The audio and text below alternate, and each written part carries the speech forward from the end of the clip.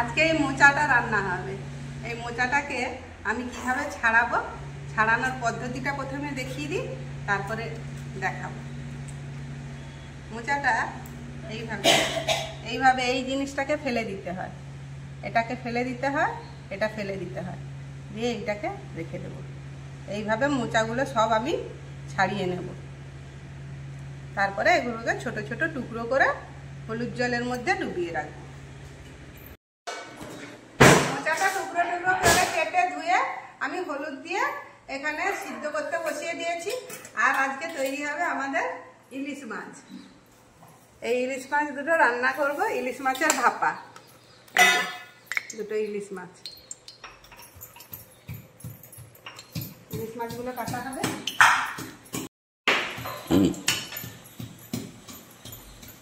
মোচাটা রান্নার জন্য আমি তেল গরম বসিয়ে দিয়েছি। তেলের উপর ফোড়নে দিয়ে দিচ্ছি 5 ফোড়ন, দিয়ে দিচ্ছি 2টো শুকনো লঙ্কা, আর দিয়ে দিলাম 2টো তেজপাতা।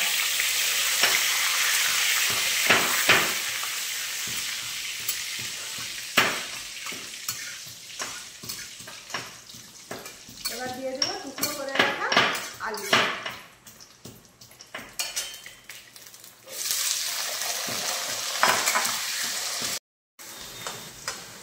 আলুটা আমার লাল লাল ভাজা হয়ে গিয়েছে। এবার দিয়ে দিলাম পরিমাণ মতো নুন, দিয়ে দিলাম হলুদ গুঁড়ো, দিয়ে দেবো থেতো করে রাখা আদা।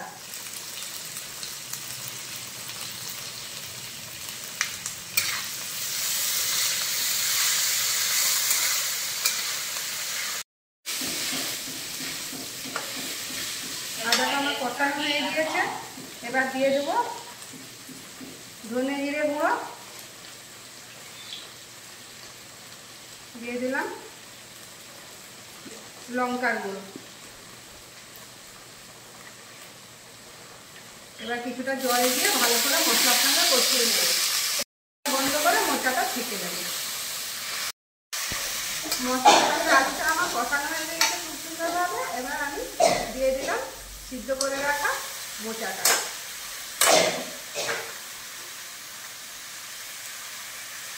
আলু মশলা আমাদের খুব সুন্দরভাবে কষানো হয়ে গিয়েছে।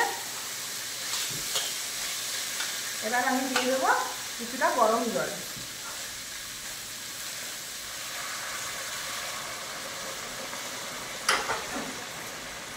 এবার ঢাকা দিয়ে 5 মিনিটের জন্য হতে দেবো। সিদ্ধ হচ্ছে ততক্ষণে আমি ইলিশ মাছটা কেটে ধুয়ে পরিষ্কার করে নিয়েছি।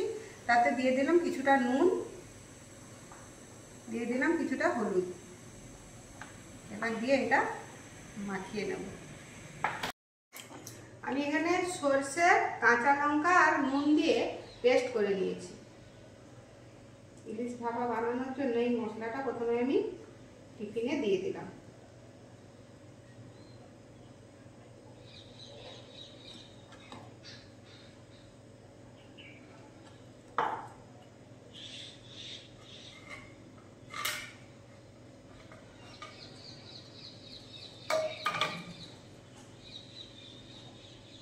দিয়ে দিলাম অল্প একটু হলুদ গুঁড়ো। ঝালের জন্য আমি কাঁচা লঙ্কা দিয়েছি, অল্প একটু লঙ্কার গুঁড়ো দিয়ে দিলাম। নুন আমি বাটার সময়ই দিয়ে রেখেছিলাম।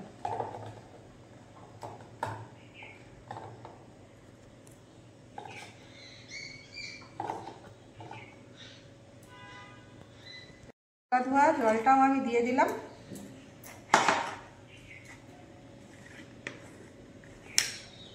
দিয়ে দিলাম সরষের তেল।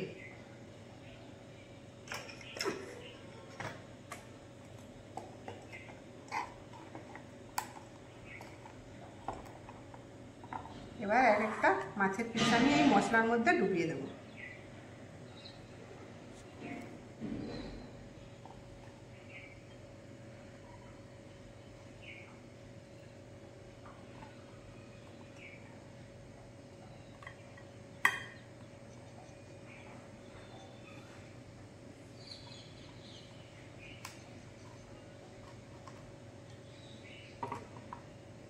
দিয়ে দিলাম 4টে কাঁচা লঙ্কা।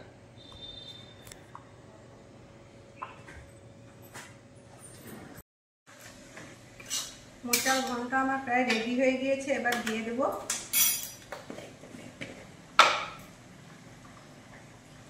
অল্প একটু গরম মশলা, দিয়ে দিলাম পুরানো নারকেল,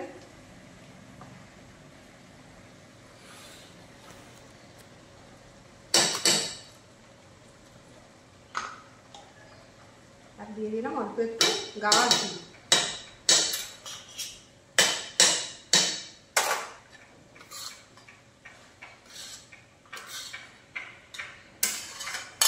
এখানে আমি গরম জল বসিয়ে দিয়েছি, আর মাছটা আমি মশলা মাখিয়ে টিফিন বক্সে ঢাকা দিয়ে দিয়েছি। এবার আমি এখানে ভাপে বসিয়ে দেবো। এইভাবে আমি 20 মিনিট মাছটা রান্না করব।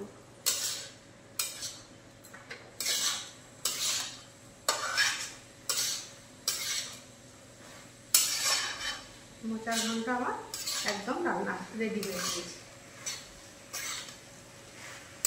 আমি গ্যাস বন্ধ করে দেব।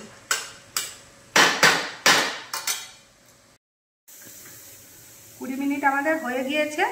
তারপরে আমি টিফিনটা নামিয়ে নিয়েছি গ্যাস থেকে, ঠান্ডা হয়ে গিয়েছে কিছুটা। এবার তুলে দেখালাম, ইলিশ ভাপা আমাদের রেডি হয়ে গিয়েছে। এবার সার্ভ করব। ও কি সুন্দর গন্ধ আসছে।